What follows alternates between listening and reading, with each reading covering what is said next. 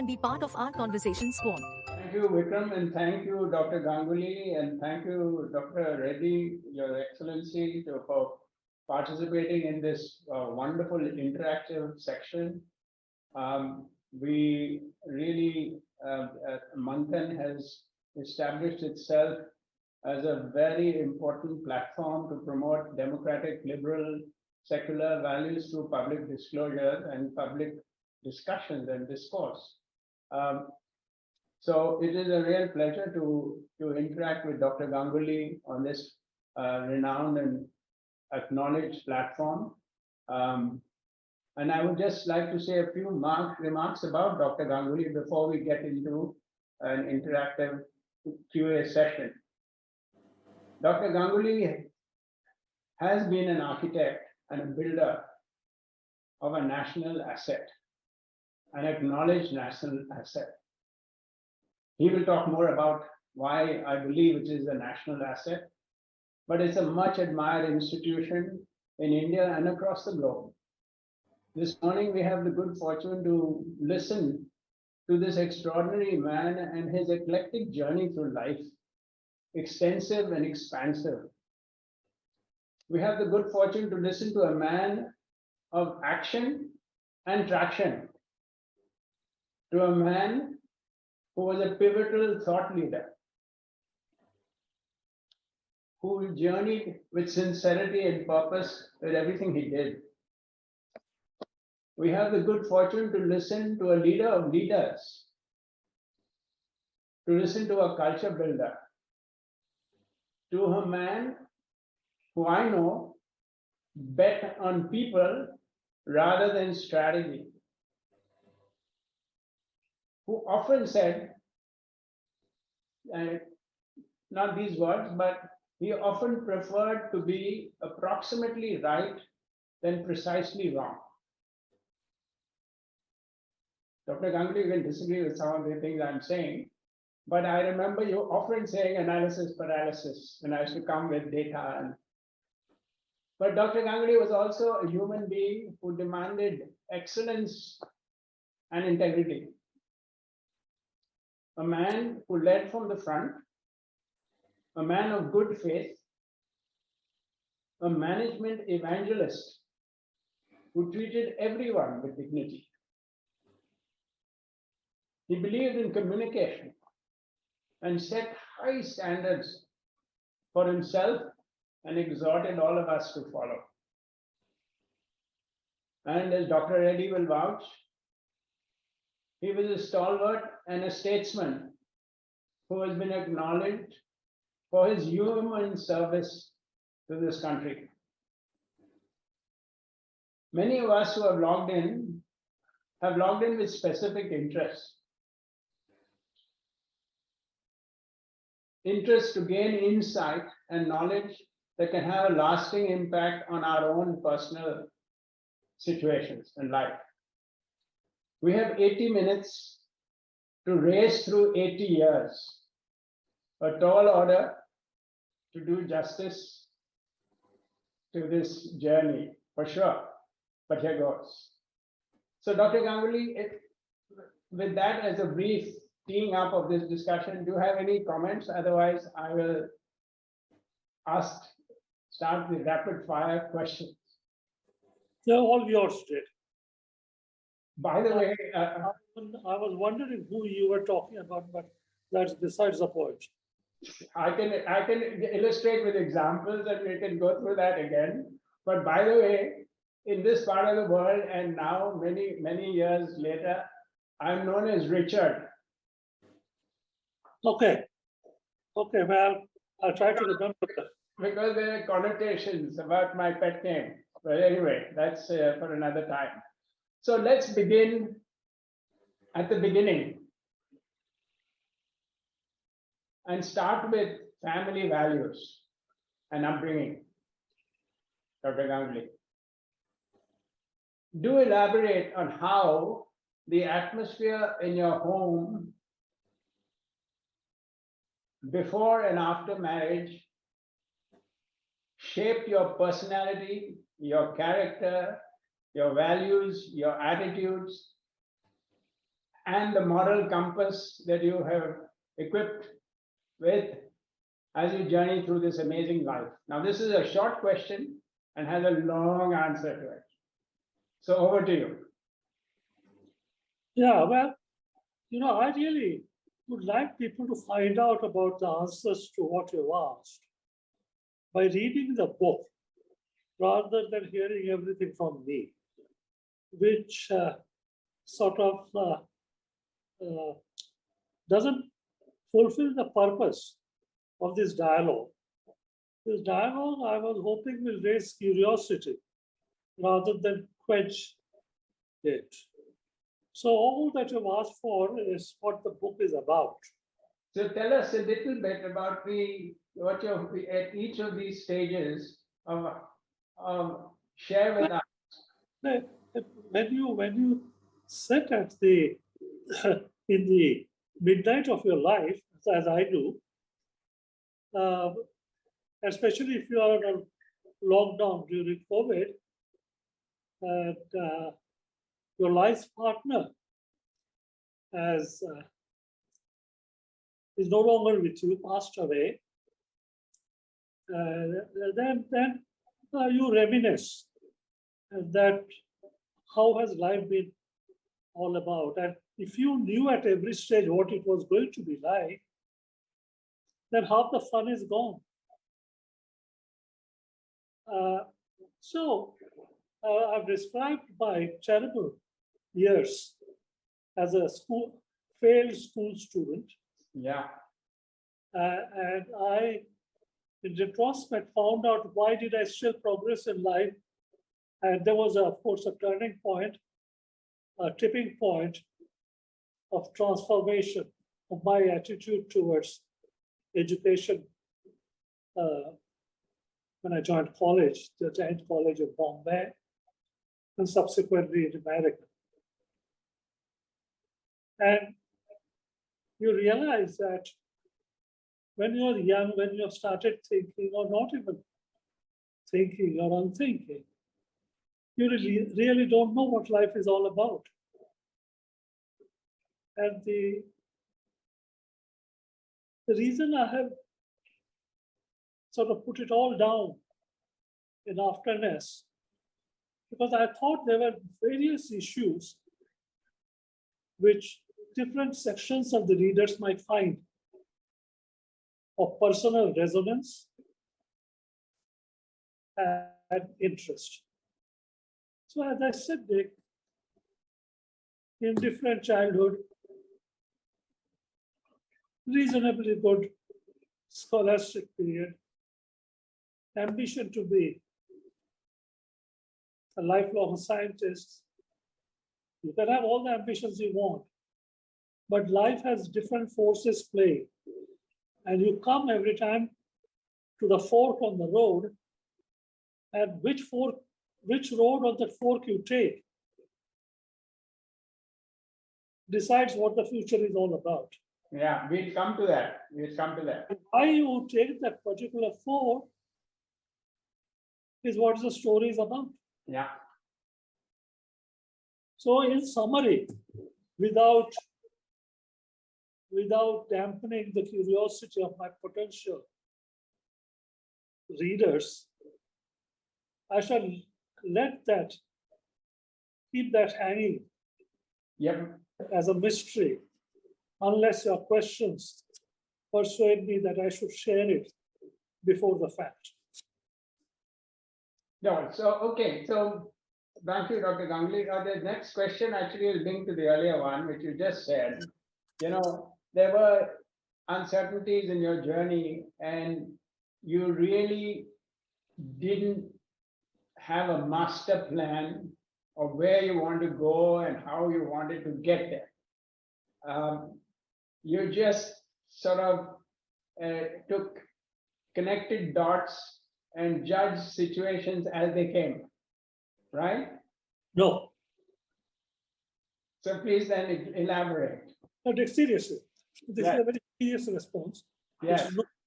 Because anybody who plans his or her own future are in majority of cases going to be disappointed in life. When your future is planned and decided by other people who know what you are capable more than you yourself know and decide your future, that gives you enough time to develop people who are your colleagues, subordinates, and people associated with you. Because you spot talent. I spotted in my life talent, potential, and I pushed people. Pushed people because many of us don't know what our own talent is. Correct. At some point in my life, I was told that the chairman of the company and one of the directors told me that we think that you should move on. But it's up to you, because basically what we propose to do is push you at the deep end of the water. Yes.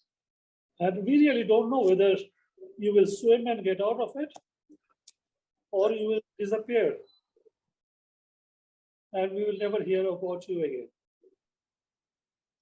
So there was somebody else planning my career, obviously, which I didn't realize at that time. And so try to plan your own future. And that's why, Dick, I was never popular on this speaking service, because everybody was looking for instant solutions to greatness. And there aren't any instant solution to greatness at all. I'd like to probe that a little bit more. Okay. In your life, you were a passionate crusader for science and R&D in the beginning. You, in fact, turned down attractive, lucrative offers. Your first appointment with Unilever put you on the shop floor. And you turned around and a very, very sort of coveted appointment, you turned around and said, sorry, I'm not interested. You were so passionate about science and R&D, and you believed that that was your vocation in life, right? And you were very categoric about it. And then over time, as you just mentioned, you surrendered to the wisdom of others. Is that a right summary of what was going on in your mind and heart at the time? But I might give a wrong impression about my uncompromising passion. See, I would have stuck to my uncompromising passion to go back to a job as an assistant professor in the University of Washington with a green card waiting for me in the US. Correct. Which I do because of personal reasons. And my parents were also getting old. But I was not doing a sacrifice because I had a job of a pool officer. Yes. Yeah, they paid you a stipend and you could do research anywhere you wanted. And that's what I was doing. You are right. I apparently was called incorrectly for the right reasons as far as the company was concerned, but with the wrong assumption on my part. So having been selected as a management trainee, one of the first people I met in the factory was a gentleman called Dr. Shankar Bhai Patel, who was a manager of the central laboratory. As a matter of fact, he was himself a PhD from Stanford. Yes. And such a person then told me that forget all your PhD and everything and your interest in science and start doing titration, which you had learned in school. Correct. Now, he was my greatest friend because that convinced me that this is a damn wrong company I've joined. And I walked out without telling anybody. Yeah. So it's a story actually. And then when you read the book, you will find out that I really got kicked around by the vice chairman of the company. I know. And everything. But I went back to research. Yes, and then I toured the world because I soon got transferred to Sri Lanka, then Holland, then again to United States.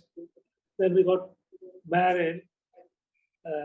I had the biggest success of a arranged marriage that I have ever known. And my wife and I again traveled to Holland for a long time, England for a long time. And then we came back to India. And then, of course, as you grow and as you see more things in the commercial life, I'm sure that your own thinkings start getting influenced by that. Correct. And you know, the irony of it all was that I'm jumping a bit, but what we gain by way of Dr. Ganguly in management and an institution builder and all the adjectives I used earlier, the country lost an R&D and technology thinker, lead thinker. Not really. I mean, there was no interest in technology other than people like Jamshed Bhabha, Dr. Professor Bhabha, and Sarabhai and a few people like that, and the Indian Institute of Science in Bangalore. A few, but industry was not at all interested in research. Yes. Number one. Number two, Indian businesses were sitting pretty in the nation of shortages. So there was a heady combination of paucity of resources, socialist pattern of society, in which multinationals were seen as the dregs of colonialism. And hardly any of them survived, you know. And the private business was very happy, the Bombay Club and others, that they had finally kicked out any competition. And we could happily live ever after in incompetence. In a protected market. Yeah. And wallow in our own wealth. Yeah. Those few. Yeah. So in that situation, that eventually it started changing. It's a fascinating story in itself. Yeah. Yeah. I mean, we'll come to that, Doctor. I have a couple of questions on that later. But you know what intrigued me in your book was the time you devoted to Kishen Khanna and his predictions, which sometimes when I look at the decisions that you took to turn down so many lucrative offers and so many, I wish to ask you, was in the subconscious Kishen Khanna's predictions influence your decisions? Today, I don't know. Astrology and numerology and all that. There are many who work about dates and times and taking decision on a particular way and all this stuff. And you, as a scientist, a technologist, an R&D, that you. So just tell us a little bit more about. Khanna was a friend in the young days. And he's still my friend, sorry. Yeah. And he was an outstanding and chemical engineer. Correct. Today he runs a business selling PVC pipes which are used for irrigation. Yeah. The good water. It's a huge business, very successful itself. No longer a chemical engineer. When we were young, when we were bachelors, and then when we sat down with a glass of beer, and he studied, I think he studied uh, astrology seriously, because there are a lot of people studied in India, in Germany, in England, and all. People took astrology seriously, which is more about movements of stars rather than palm reading. And so we used to fool around, and he said he said, he used to read palms. Yeah. And as a pastime, because he used to work for a famous chemical engineering company. I'm trying to remember the name. They're still around, but they're just about around. And so in the evenings when we met occasionally and had a beer, he would look at your hand and he would make these remarks. Fine. But that incident which I've related in my book, where on my birthday, both of us were flying to Delhi for a minister's son's wedding, Correct. who was a friend of ours. And when they were serving the meal in the evening, the only airline that flew those days, Indian Airlines, Yeah.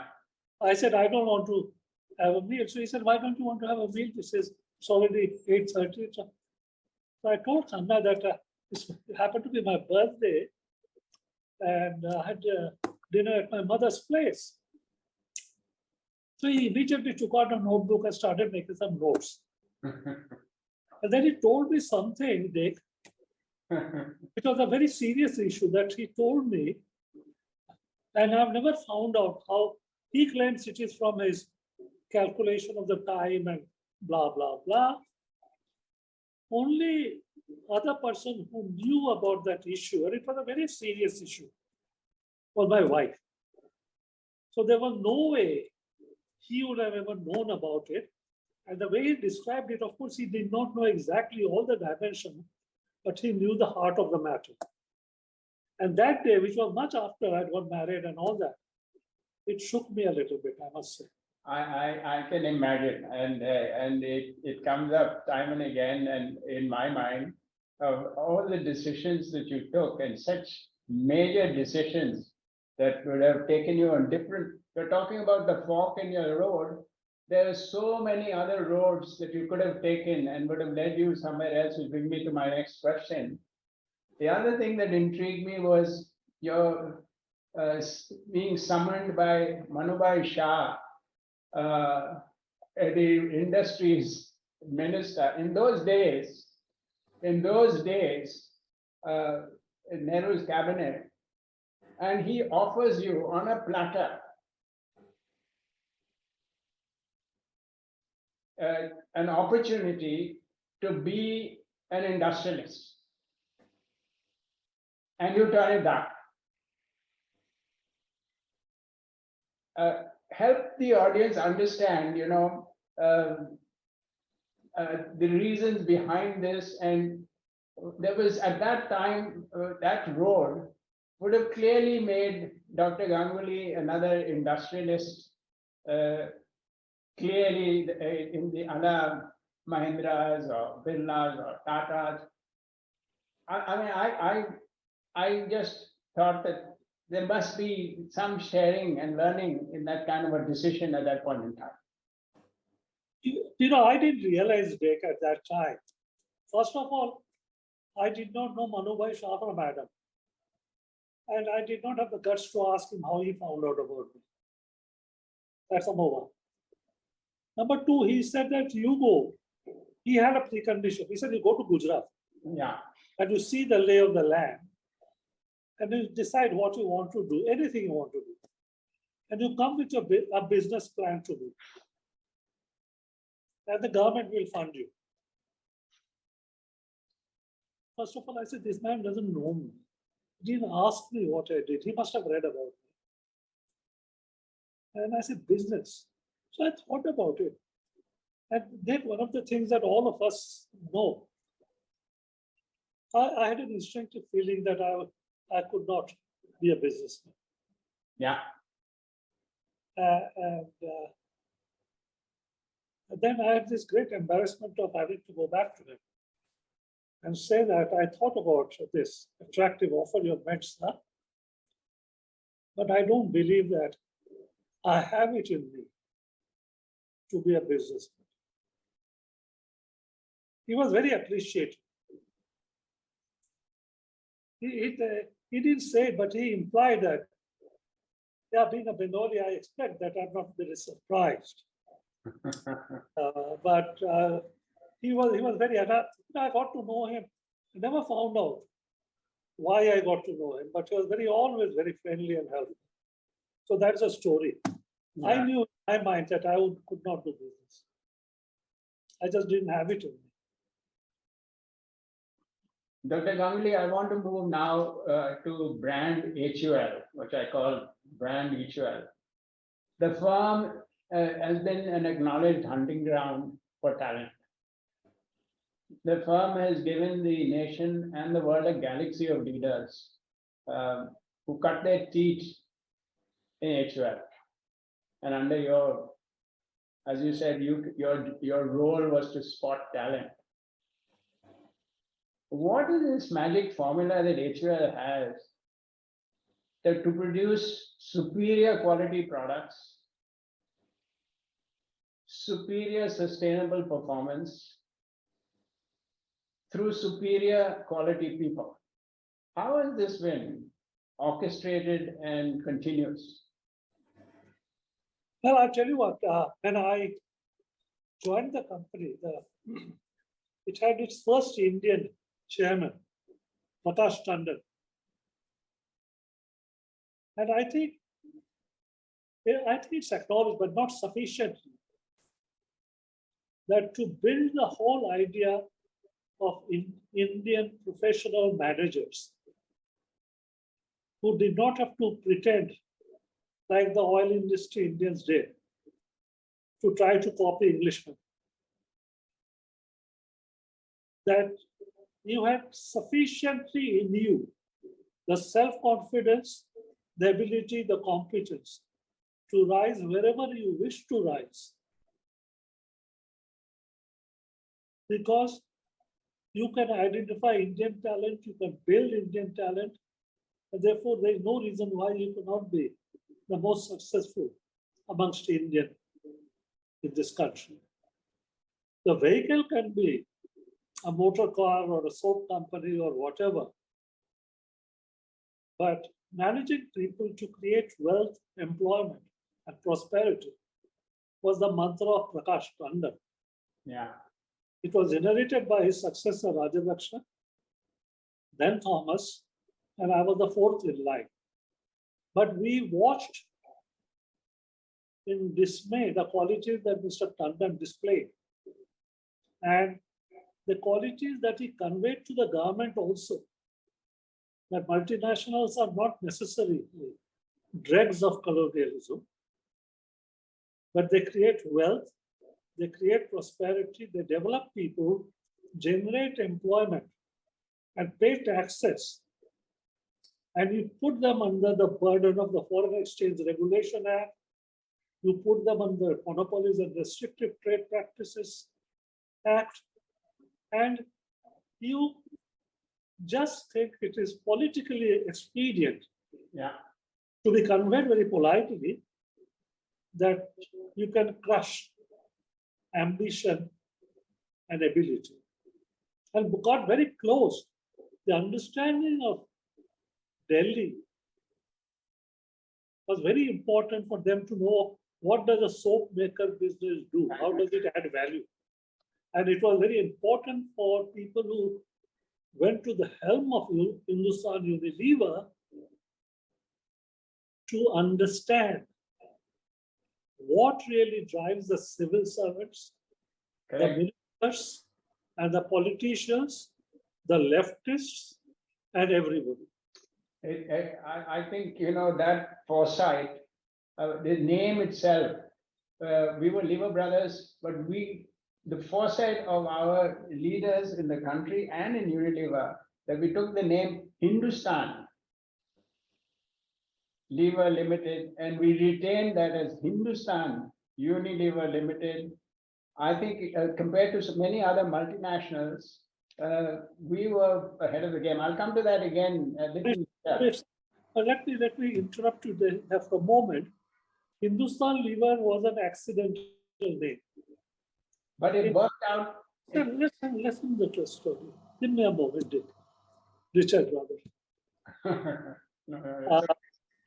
There were two companies. There was a Dutch company and there was an English company. Lever Brothers was the English company. The Dutch company in India, which was Vandenberg and Jorgensen Holland, was known as Hindustan Vanaspati Company Limited. Correct. So when 1926, Vandenbergs and Unilever and Lever Brothers came together, and because Vandenberg produced a product called a factory which was known as Union Margarine Werke, it became Unilever. When Lever Brothers and Hindustan Lever merged, it became Hindustan Lever. What is fair to say, Dick? You have gone off the screen. Okay, share it. Shall I wait or continue? Who's gone off the screen? Okay. Okay. So, but having acquired that name, Dick, Hindustan Lever, there was only one request I made when all companies were being called Unilever. Yeah, that's right. That's and right. somebody asked me, the chairman at that time asked me, Correct. says that, what do you think? You know, they didn't have to ask me. To be friends. And I somehow find a way of putting fun in it. Correct. Vikram, if you just tell Dr. Reddy, he can mute his mic for a while. I would like to move on to the point you made about, ages before, corporate India rhetorically talked about investing in people. Hindustan Lever and yourself walked the talk. You spoke of concern for others before self. And there was this mantra which now is, but that was at that time was not stated so clearly. Do good, be upright to do well. That defined the culture and behavior of individuals and the firm. The firm behaved and the individuals behaved as good corporate citizens. How did this actually get baked in now? But either Dr. Ganguly, did Yeah, no. I think it must be understood. It must be understood that I think one word defined Hindustan Lever's human resources principle. As far as the management was concerned, the leadership was concerned, it was an uncompromising commitment to meritocracy. And whether you were God or you were the chairman or you were the chowkidar, there was no exception to this. You could not work for Hindustan Lever if this principle was not followed. There were enough checks and balances which we put on ourselves to ensure this. Number two, two other principles which defined that was in dealing with our non-management staff, you have to have equal weightage of concern and commitment to them and their future, with trade unions, everything involved, that you have for all of the staff. Number three, your face in the marketplace is not only your brands, but the people who promote, sell, and distribute your brands and their own employees. that they are not exploiting cheap labor to improve their profitability. So it was not a very simple. Human resources defined as an absolute human resource development involved everybody and anybody, That's right. directly or indirectly connected to the company. That's right. That's right. Yeah, Doctor, moving on to what you mentioned about,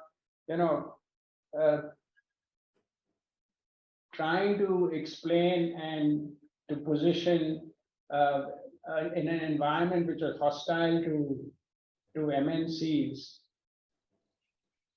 at that time, that actually we all grew up believing in nation first and nation building.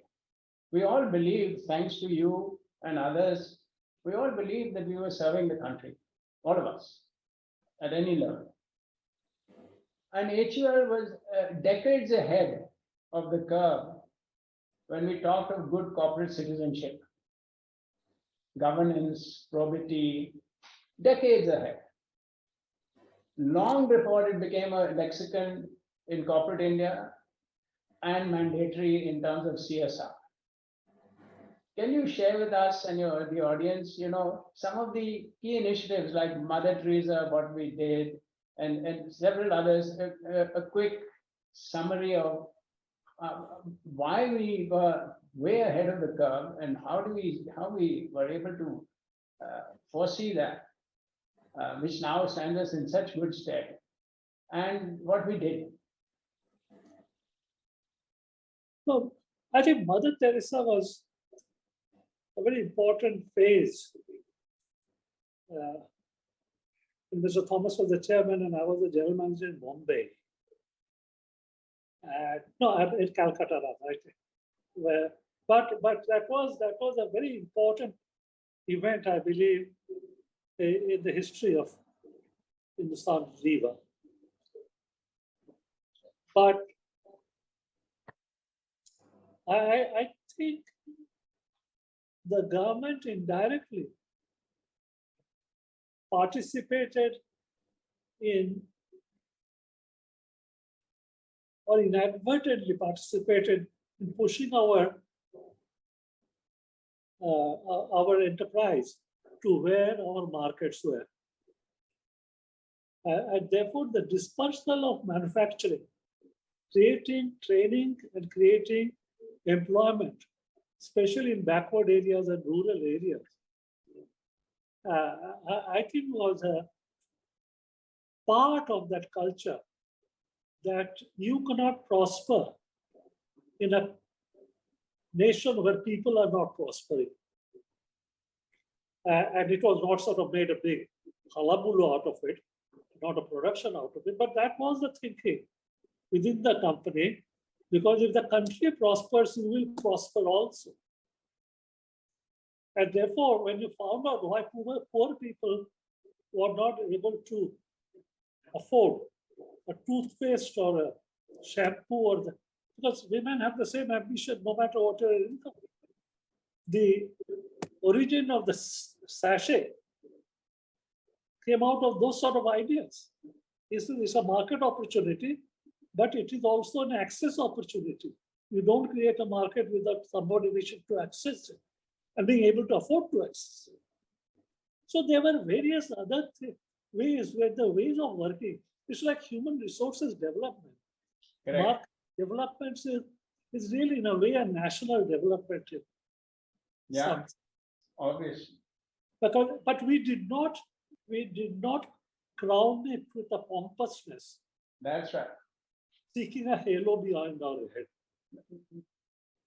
I remember very clearly, around our factories, we would always go into the village where our workers came. We put schools, we did all sorts of community building so that the well-being of the whole community, and the children would walk through factories, we would show them where their fathers worked.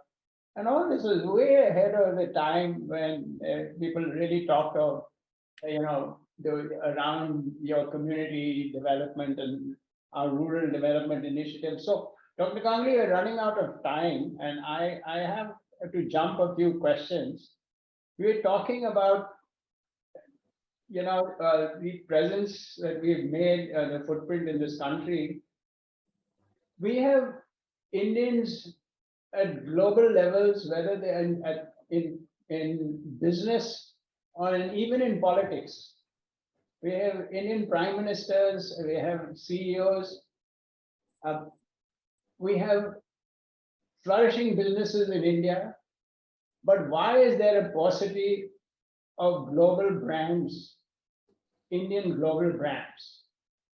And I want to connect this with the conversation we had earlier on innovation and R&D. Is it because business is not interested, as you said, in investing in business-related R&D and research and basic science to promote brands and create brands, lasting brands? How is there this paucity? And what can we do? Dick, Hindustan Lever's success in R&D was a consequence of a major adversity. And that adversity was that many of our raw materials, which were being imported, Correct. country could not afford to allow us to import that. And that is where R&D blossomed. So unless you are in distress, the ability of people who make money to think about putting money in a chancy thing like R&D is very restricted. So when I look back on India since 1947, I very clearly see that the whole traditional 20th century industrial R&D really passed India by. And now I'm absolutely delighted to see that the semiconductor, which was discovered in 1957, and one of the discoverers happened to be the professor of physics at Illinois, John Bardeen. We did not realize at that time what semiconductors will do. Yeah. But the explosion of the information technology industry and artificial intelligence and everything was all triggered by the US, not industry, but the US Army's investment in semiconductor. So India has left traditional R&D in the industry, and the explosive growth of the IT industry, and more recently in the last 10 to 20 years of venture capitals and entrepreneurship, is that we have almost skipped a whole generation of industrial R&D and jumped into alongside the new generation of semiconductor-driven. Complete change in how the future will look. Yeah, wonderful, Dr. Ganguly. I think, yes, the country's, prism and focus shifted, and there was a great opportunity and unlocked huge amount of value and leapfrogged in that area. But some other areas suffered. I have so many more questions. Vikram, how are we doing for time? You're on time, sir. Don't worry. You can go on. Dr. Ganguly, I want to move into your public life. And public move quickly, because if you don't have time, get to question that really puts me in a corner. No, I'm trying, but I don't succeed. What can I do? But anyway, you have had a natural flair for opening doors in the inner sanctum of power. Your 6-year term, gave you much wider exposure to Indian politics. And at the end of it, you confirm in your book that you are unsuited to politics. Now, in that statement, I see, like anything else, a threat and an opportunity.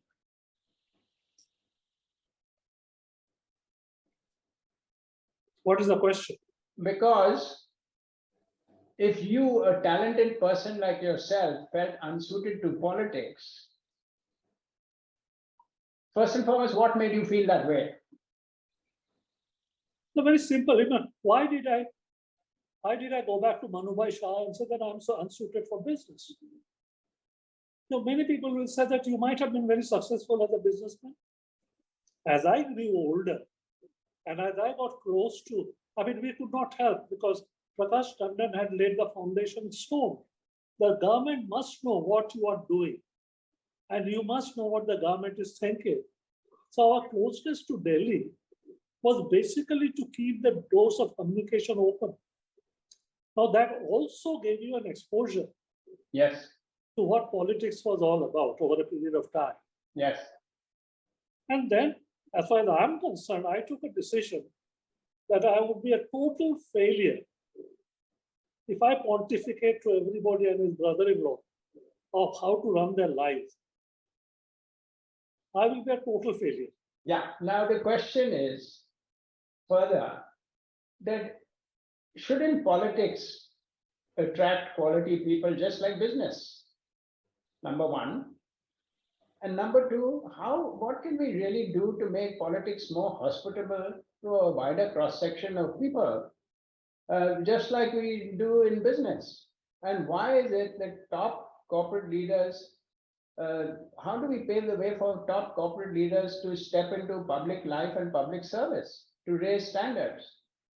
We're talking about serving the nation, we talk of all this, and don't you think this is an area that needs attention?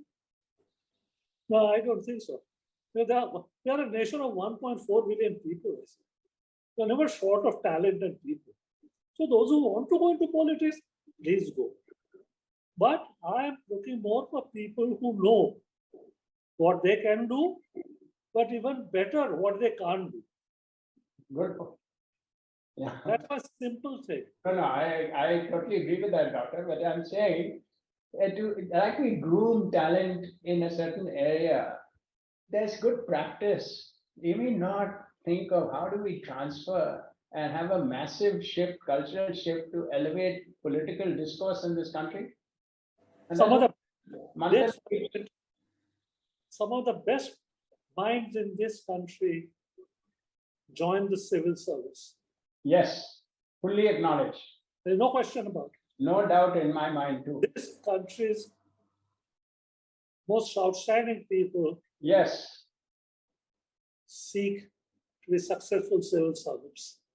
And in PSUs. I mean, some of the talent, they're top quality talent. There's no doubt in my mind.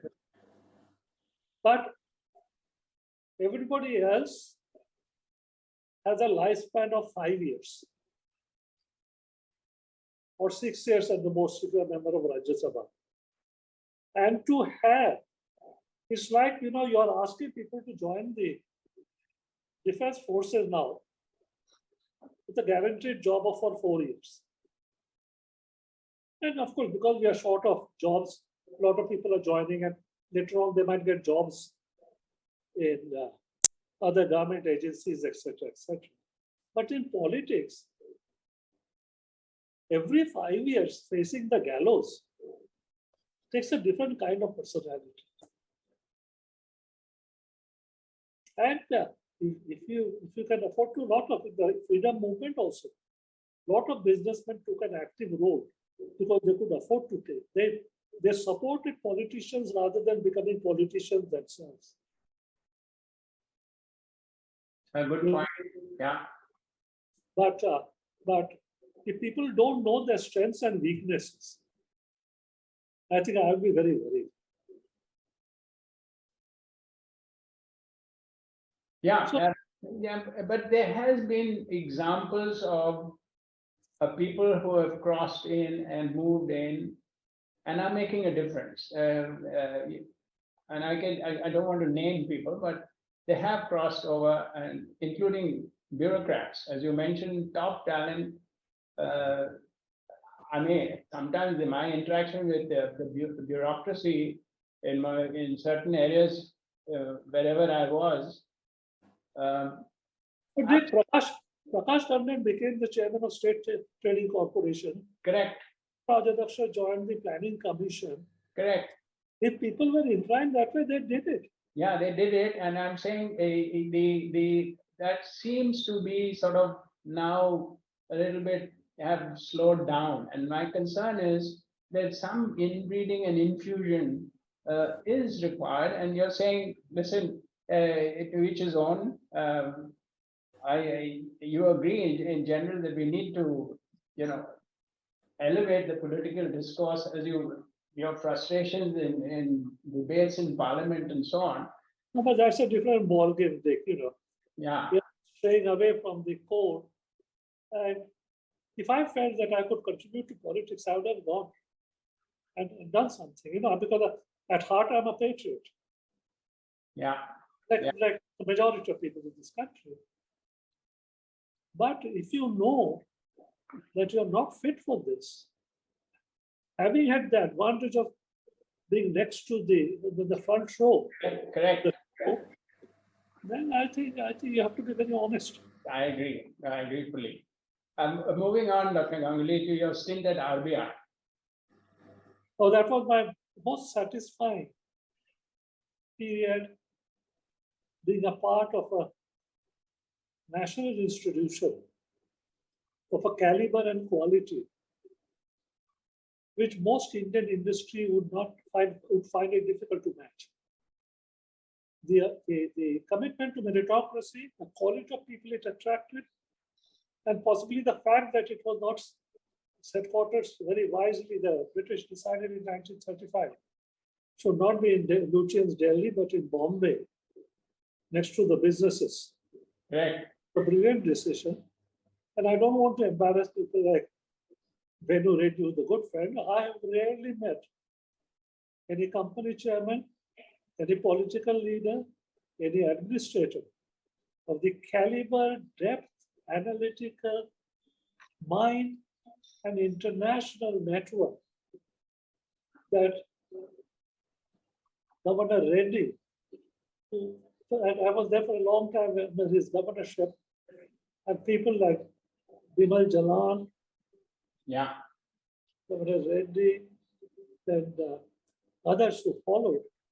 And the deputy governors, the managers, the officers, there was a great pride combined with competence and sheer sense of responsibility, which was remarkable. I was enriched.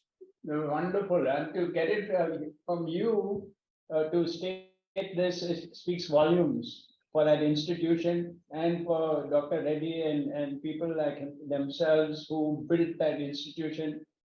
But you also raised the issue of a fine balance between autonomy and accountability.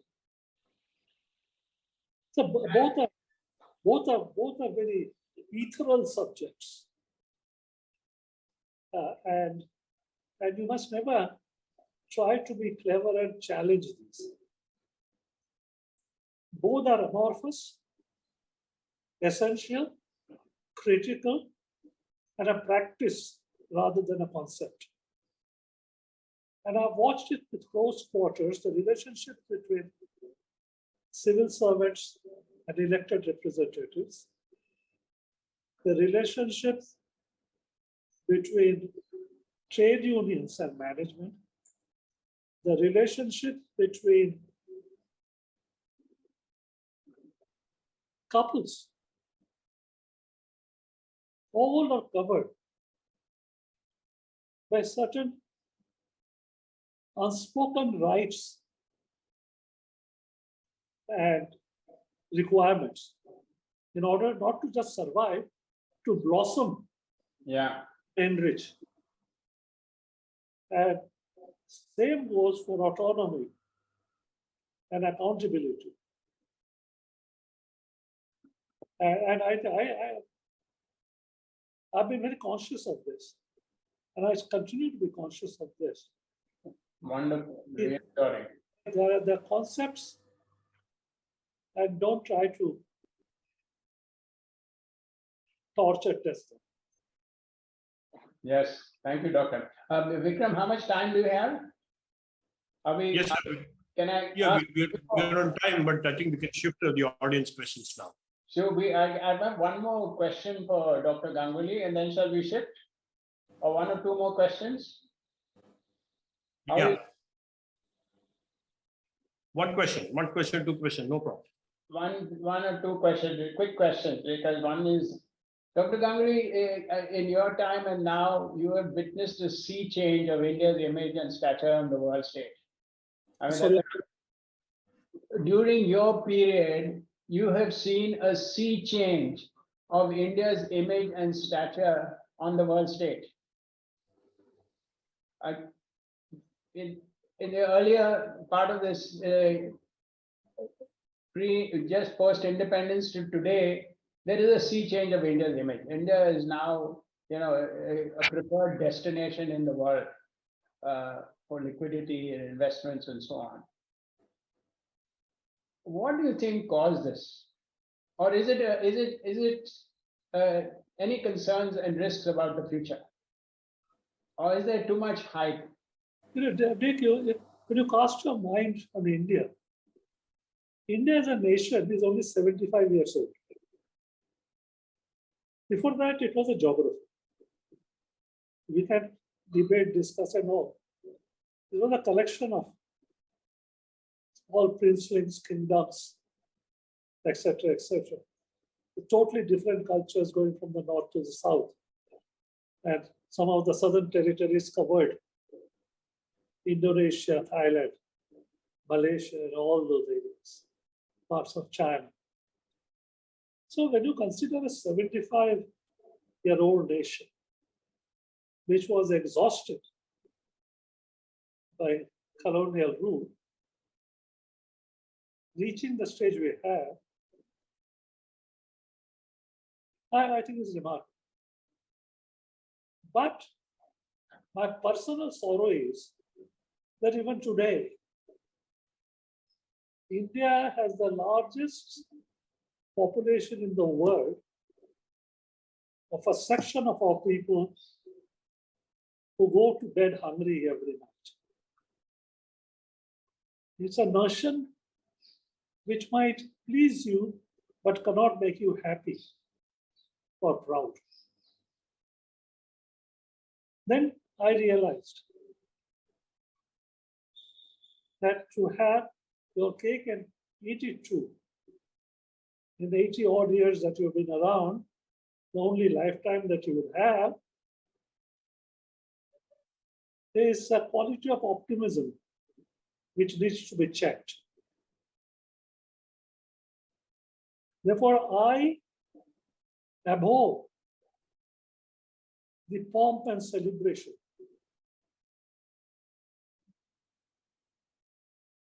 And I deeply regret. And somebody asked me, how long do you think it will take for Indians to have at least 2 full meals before they go to bed? That was mine. And not everything can progress at the same rate, but I think we need to hurry up and do the things of social decency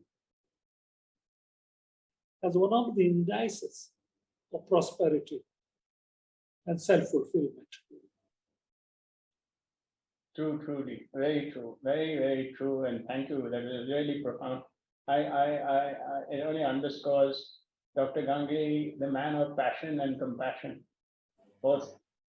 I have the last question, Dr. Ganguly, and then we'll go to the questions by the audience. What does success mean to you? Success primarily means, in my case, I will tell you that my arranged marriage became a life of love for as long as my wife was alive and beyond that, because the memories keep me going. A happy family, a fulfilling life with the public domain, And the fact that you were able to do all of this because of the invisible qualities of a happy, fulfilling, worryless home, your parents being taken care of, and then you rode the horse of life like Sancho Panza, knowing that everybody and everything is okay. You have circled back to the first question, which is wonderful. And thank you, Vikram. Before we summarize and all that, then now we move to questions, and then give me a few minutes to close. Yeah, Yeah, can we move? Thank you, Dr. Ganguly. yeah. Dr. Reddy also would like to say a few words. So Yeah. Thank you, Dr. Ganguly and Mr. Saldanha, for a very fascinating conversation covering a whole, not just a long period of time, but a whole range of issues. And I was especially moved, Dr. Ganguly, when you ended by talking about where we are today, and that we need to both move a little more rapidly, as well as perhaps subdue the exaltation that we maybe sometimes be prone for. I would now like to invite Dr. Ivy Reddy, who I hope he's still with us, whether he can, he would like to participate in the conversation for a little bit. Dr. Reddy, are you there? Sir. Yeah. Maybe, yeah. yeah, you can switch on the camera, Dr. Yeah. Reddy, if you like. Yeah. Yes. Have you done that? I thought. Yeah. The control has to open. We can see you. And we can hear you. Is it okay now? Yeah, Yes, yeah, yes. Are yeah. you able to see me? Yes, Yes, Yes, we can see you and hear you. Good. Thank you very much, Dr. Ganguly. Refreshing. I'll ask a very simple and the most important question in my view for us, particularly for IAS. The debate between specialists and generalists. In your case, you are a very eminent specialist. And then you also become an eminent generalist. So in the general debate between specialist and generalist, what's your position? That's my main question. Secondly, what's the future of IAS, if at all it should be continued, and why? The second, more contextual, especially when the Prime Minister himself raises this issue without producing any indicative solution. Thank you. Okay. I'll answer your second question first. The only thing which provides the continuity to every democracy, the two institutions which provide continuity to democracy, the civil service and the armed forces. Politicians, parties come and go. Civil services serve the nation. Armed services serve the nation. Politicians serve the nation, but before that they serve their constituencies. And therefore, the difference between finiteness and infiniteness is what distinguishes, in my mind, between politicians, civil servants, and the armed forces. I don't know whether you agree with that, because you are the master civil servant of them all. Thank you, sir. No, I think that's okay. But somehow, also coming to the other related issue is the question of politics and business. The issue of whether you should have been in politics or in business. There is a reference to the importance of attracting talented people to politics. I have a feeling now the problem now is the distinction between politics and businessmen has disappeared. And therefore, I think that's the crux of the problem, isn't it? Yeah, Businessmen well, have become Very interesting comment. yeah, Reddy Garu, Yeah. I think that's a critical, not critical, and that's a very important question because both are pursuing objectives which are different. The politician is pursuing the greater good, hopefully. The businessman is pursuing the visible good. So one is an invisible good or more widespread and amorphous good. The other one is more crystalline good. But they come together because one cannot do without the other. In terms of one must know what the other is doing, what the other is thinking. And that is what Prakash Tandon said, that let there not be a shadow of ignorance in decisions that both businesses and politics take. Do it out of knowledge rather than ignorance. Whatever you do. Yeah. I was referring to the whole issue of the what was it that you just mentioned as politics and businesses. Governance was your specialization, if you recall. In the RBI board, you are a specialist in governance issues of various institutions. Ganguly Committee on Governance, etc. So I thought the basic issue of governance, particularly in countries like India, is the fact that politics and business are the same person. Like office of profit definition being amended to suit the convenience of somebody. It is not fundamental to the functioning of democracy. Yeah, but Reddy Garu, you remember when we submitted our report on governance, and then of course it was subsequently updated also.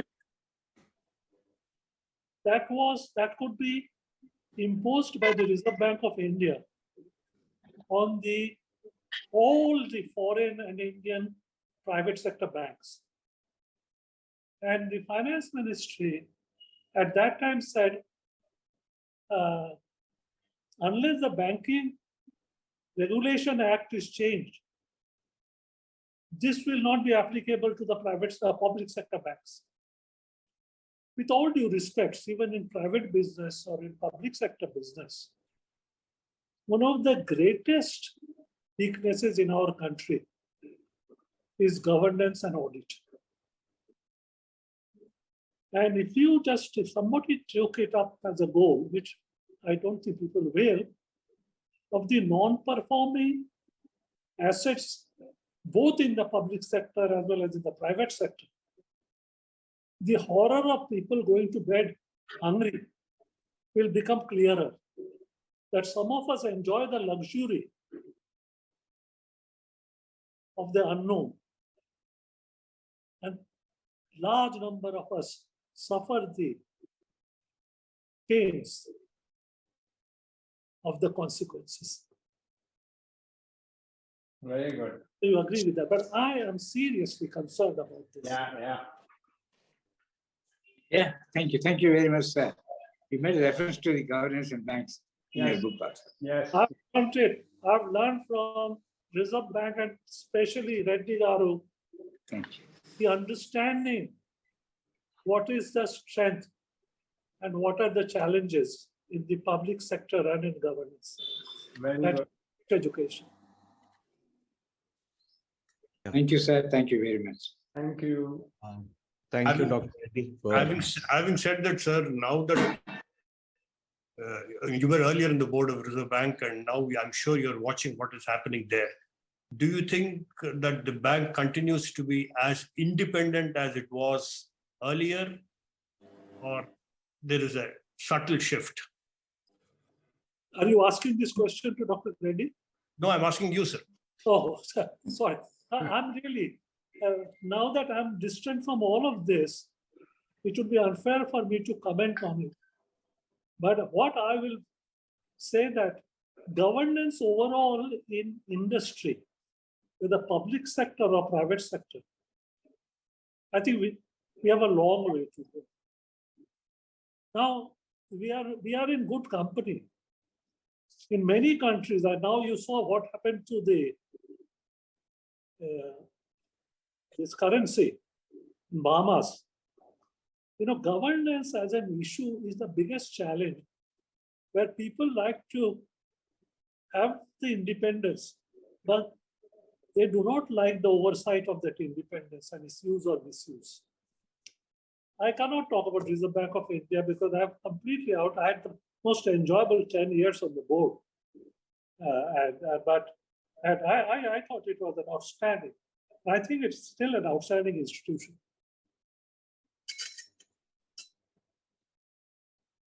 Yeah, the other question I have is on a different issue. So the audience is asking this question. Do you think that, does you standing by your principles and adherence to meritocracy and governance, does it result in the loss in the growth or the velocity of the business? Do you think that? No, it's the other way around. It accelerates the growth because you don't have to always look behind you. You look ahead of you because that is what meritocracy provides: leadership, and governance provides the checks and balances so that you can work with a free mind and free spirit and know that there are checks and balances. And if you fall outside the orbit of those, that there is somebody who's going to put a stop to it. Yeah. Dr. Ganguly, there's another question by Shanta Sinha. She asks that that if some of the earlier business community members, the characteristics was rent-seeking, dependent on state subsidies, and a market driven by public sector corruption. So has that changed, or is that characterization also correct of the pre-91 era?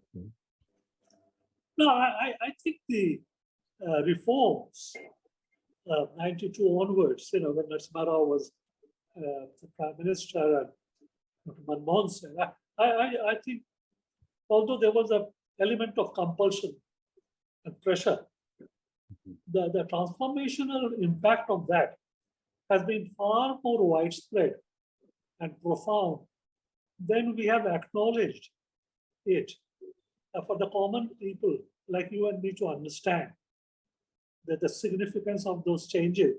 And then the mindset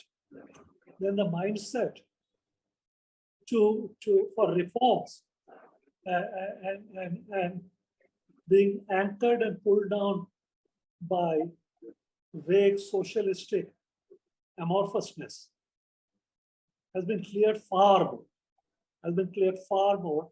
And therefore the dynamism of the Indian economy to a large extent is a combination of both the public sector, private sector, the venture sector, and all the sectors.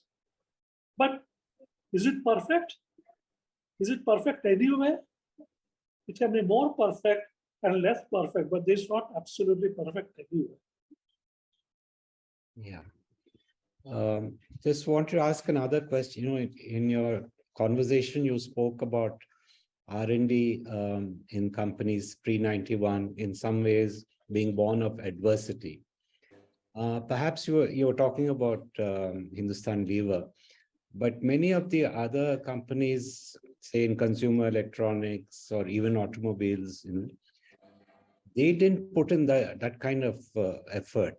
So was there something special to Hindustan Lever, or was it suggestions from Unilever to pay more attention? Very briefly, the R&D in Hindustan Lever was created because there was a research director, Sir Ernest Woodruff, who had become the chairman of Unilever at that time. And when you look around the world, And there was a lot of pressure to abandon the business in India because of price control, this, that, and the other. He said, we cannot abandon India because the largest collection of mines is in that country. We did not want to abandon China, which we had to, because Mao Zedong did not want us there. So if we abandon India and China, the market that is left to you is going to be a shrinking market. So we'll have to find out how best to use the human resources of India in transforming that business. He was a man of vision. So that's how Hindustan Lever started. Mind you, SEMA had started their R&D even before Hindustan Lever. But SEMA had not defined their purpose. And they had the most smashing R&D sector that some of the best Indian organic chemists recruited from around the world. And it was an outstanding. I knew that very well at that time. I had friends working there. It did not last because it was not business driven. But for your interest, in 1990, I published a book, Business Driven R&D, Using Knowledge to Create Wealth. And people were not interested. Whereas IBM could not have survived unless they combined their R&D with their front-edge marketing far more intimately. The pharmaceutical companies changed. The world was changing. But that was 20th century business. The 21st century business cannot exist without the semiconductor anymore. And then my hope is that climate change will not come about with existing technology.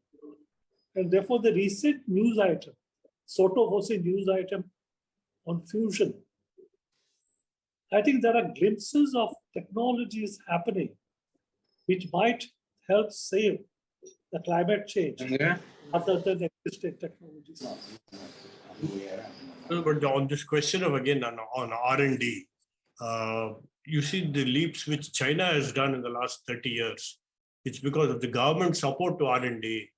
And you think that that's where we are failing in India, that government needs to be more in this sector rather than the corporates? No, I don't think. Yeah, I think the government has a role to play because the largest amount of money that is spent on R&D is by the government. And therefore, that you do not have the modern Ramans, Bhabas, Sarabhais, Chandrasekhars, and all of this. There's something fundamentally wrong with the place of R&D in our society. I think there's fundamentally wrong. There was a wave of continue to give a prime place to R&D at some point in time. And therefore, the Atomic Energy Commission, the Space Technology Commission, etc., although they were individual identified, there was a lot of government support. I happened to be on the committees of the government of India, including the one where Mr. Gandhi was chairperson, and with Rajiv Gandhi's time as well, where I've seen the passion of the government and parts of civil servants to promote R&D as a competitive edge. I'm now out of touch with that, and I get a feeling possibly the companies will take the baton and run more than the government is able to do, or hopefully they will do in the future. I don't see it. I have just one more. I have another question, sir. This on dominance. You Hindustan Lever, and I'm sure Hindustan Lever continues to be an important corporate in India. But today, if you find Apple, Microsoft, Google, these translation corporations have a much dominant role than the manufacturing sector. Do you think that this is a threat to governance, threat to democracy? How do you see that problem? So you see that we are seeing all this leading edge and the largest companies in the world at the starting line in some sense. Therefore, the rules and regulations of unhindered movements of information and business, if you take an Apple or a Google or whatever it is, requires laws and or the currency, what do they call? Digital currency and all that. You need a whole new set of knowledge base among the civil servants and politicians to understand that the old-fashioned control on movements of goods and commerce are no longer applicable to the ether layer. And I don't see a lot, maybe it's happening, institutions being devoted to not only promote these leading edge industries, but the governance of these leading edge industries, I do not see any activity. And I'm worried that then people will take ad hoc measures which will be more harmful than helpful. By the way, I hope that people are not losing sight of my book in the conversation which has traveled all over the place. I'm joking. I mean, I'm saying this in a light-hearted manner. Because, we are going into, but it's a very good question. No, I think it's all with the background of the book. It's very much rooted in your book. Actually, every question has been triggered to something you said in your book. So and the book is I must confess that I've read it, but I have to reread it because there's so much in it. So, and all these questions are sort of triggered by one word or the other, one page or the other of the book. So, now, Vikram, any other questions? Yeah, one last question. I mean, this is perhaps... Excuse me, that last question on rules and regulation governing the emerging sort of technologies is a very critical question. I hope you have some more work on that one. Sorry, I just wanted. Yeah. Yeah, to close, if you could ask one last question, probably the spirit of the book. Sanjay Jasrani asks that authenticity and honesty was so refreshing and a strength like no other earlier. Why is it in such short supply today? And why are other attributes crowding around these rock solid attributes? These attributes were what you adhered to during your career. At least this member of the audience, Sanjay, feels that there is a change. I mean, would you agree with that? And, and would you like to speculate on why that has happened? See, autobiographies as such, by the very nature, unless you are a very well-known sort of philosopher or actor or scientist, they are of very limited interest because they talk about achievements. Very few books talk about failures. And therefore, it seems, I mean, you read autobiography, this sounds good, very good. But did this guy ever get into trouble? And I did not start it as an autobiography. To be honest with you, I started writing bits and pieces. My son-in-law is a German. So when my grandchildren were growing up, I said, these young fellows, when they grow up, they will hardly know where we all come from. And so my purpose in starting writing the book was to make a few notes and prepare some folders for them as they grew up to read, where do we come from? And therefore, the writing about the old days, even before my birth, about the families, etc., became a part of it, and then it sort of drifted along to other places. And so it's not really an autobiography. Yeah. It's an afterthought in my old age, shut down by COVID, losing my wife. And in the wilderness of the winter of my life, I wrote it as a story. And I would have published it. By the way, I'm glad you raised this question. I had no intention of publishing it. Our common friend Gopala Krishnan, after he read a few chapters, he said, this has to be published. So I had to cut this, that, and edit and do a lot of stuff in order to have a book form of some sort. That's why it's not really, in a sense, an autobiography, although there's a bulk of that in it as well. Correct.